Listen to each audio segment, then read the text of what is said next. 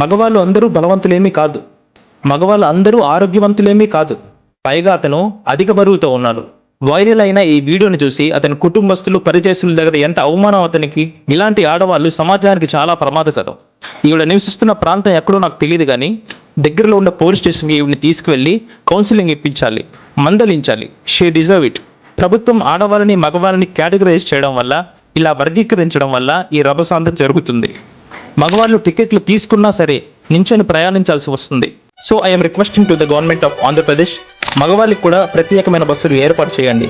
వాళ్ళు టికెట్లు తీసుకొని ప్రయాణిస్తారు. అలాగే రాష్ట్ర రవాణా శాఖ మంత్రివర్యులు శ్రీ మండిపల్లి రామప్రసాద్ రెడ్డి గారికి కూడా ఈ వీడియో రూపంగా తెలియజేస్తుంది ఏమనగా, ఈ పథకంలో కొన్ని మార్పులు చేర్పులు చేయండి. ఈ పథకానికి ఇంకొన్ని బస్సులను కేటాయించండి. ఒక బస్సులో ప్రయాణించే ప్రయాణికుల సంఖ్య లిమిటెడ్ చేయండి. ఒకే బస్సులో 70 మంది 80 మంది ఎక్కితే ఇలాంటి గొడవలు ఇంకా చూడాల్సి ఉంటుంది. సో ఫ్రెండ్స్, ఈ ఫ్రీ బస్ పథకాన్ని గురించి మీ ఒపీనియన్ ఏంటి? ఇది దీర్ఘకాలికంగా సక్సెస్ అవుతుందా, లేదా మధ్యలోనే అట్టర్ ఫ్లాప్ అవుతుందా? మీ ఒపీనియన్ని కింద కామెంట్ సెక్షన్లో తెలపండి.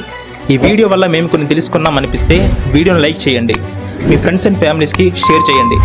కంటెంట్ నచ్చితే సబ్స్క్రైబ్ చేసుకోండి, పక్కన ఉన్న బెల్ ఐకాన్ని ఆన్లో పెట్టుకోండి. So signing off, yours Vijayavardhan.